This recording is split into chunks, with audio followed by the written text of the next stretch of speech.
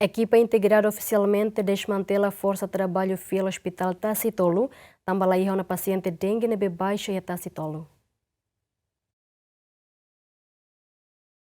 Diretor Apoio Diagnóstico no Terapêutico Vidal de Jesus Lopes HTT, equipa Serviço Saúde foi decisão de desmantelar a Força Trabalho no provisório Bafale Hospital Nacional, onde tem decisão do Ministério da Saúde, também dadão né caso Dengue, baixa e Fiel Hospital Tasi-Tolu, quase semana ainda mamo. Vidal de Jesus nos informa que se fulan janeiro to abril né, Hospital Nacional Guido Valadares utiliza Fiel Hospital Tasi-Tolu, onde foi baixa para paciente dengue nebe ho categoria kaman, também momento neba paciente dengue ao Hospital Nacional enfrenta overloads, mas bem agora número caso dengue menos zona. Fiel Hospital Tasi-Tolu idane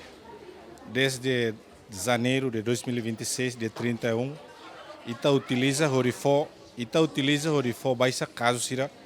paciente ho dengue o categoria mild to moderate. Neve usi janeiro de 30 de janeiro to agora por volta de 71 dias ita utiliza fatinda né pelo Hospital Tasi-Tolu no fo baixa paciente fatina por volta de 510 limara sipulo paciente neve mak baixa né durante 71 dias durante 71 dias laiha caso ida mak mate no Força de Trabalho de Nebema foi assistência a muito 105 Força de Trabalho compostos de médicos, enfermeiros, técnicos aliados, segurança, cleaner, apoio logístico. Fatin o Ministério do Transporte e Telecomunicação nian, no ami halo pedido mas se oferece, Lúcia Portil se oferece honune por volta de semana idona caso dengue zero. Reportagem a zero e a fatina né onune ami Ekipa Intergardu composto de HNZV, Ministério da Saúde, Serviço de Saúde Município dele, o equipa técnico sirahoto decide katak ohin tem que desactiva ou desmantela tia funcionamento ihane o de retira hoto equipa